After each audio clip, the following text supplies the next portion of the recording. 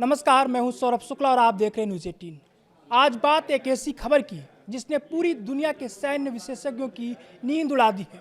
एक ऐसा हमला जिसने नक्शे पर खिंची दूरियों को छोटा कर दिया है। क्या ईरान के पास कोई ऐसी सीक्रेट मिसाइल है जिसके बारे में दुनिया को पता ही नहीं था?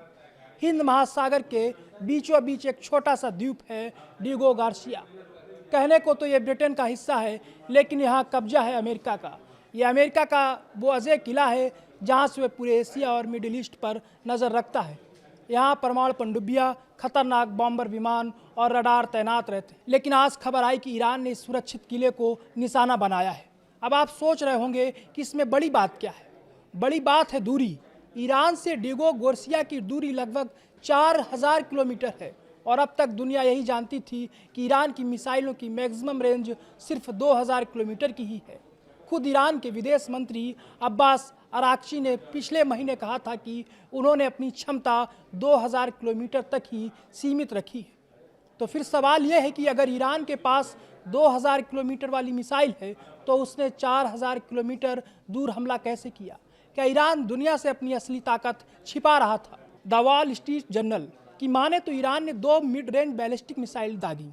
दावा है कि एक मिसाइल रास्ते में ही फेल हो गई, जबकि दूसरी को अमेरिका के एक वारशिप ने इंटरसेप्टर मिसाइल से हवा में ही नष्ट कर दिया। ईरान कह रहा है कि उसका मिशन कामयाब रहा, जबकि अमेरिका का कहना है कि उसने हमला नाकाम कर दिया। भले ही वहाँ धुआं हुआ है या नहीं, लेकिन ईरान ने यह साबित कर दिया है कि उसकी पहुँच अब वहाँ तक है जहाँ अमेरिका खुद को सबसे सुरक्षित समझता था।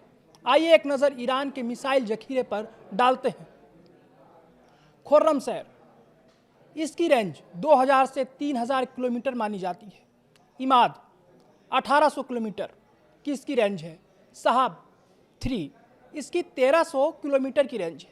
लेकिन ईरान वाच जैसे संगठनों का मानना है कि ईरान के पास ऐसी मिसाइलें भी हैं जो 4000 किलोमीटर तक मार कर सकती हैं। आज की इस हमले ने उन दावों पर मुहर लगा दी है।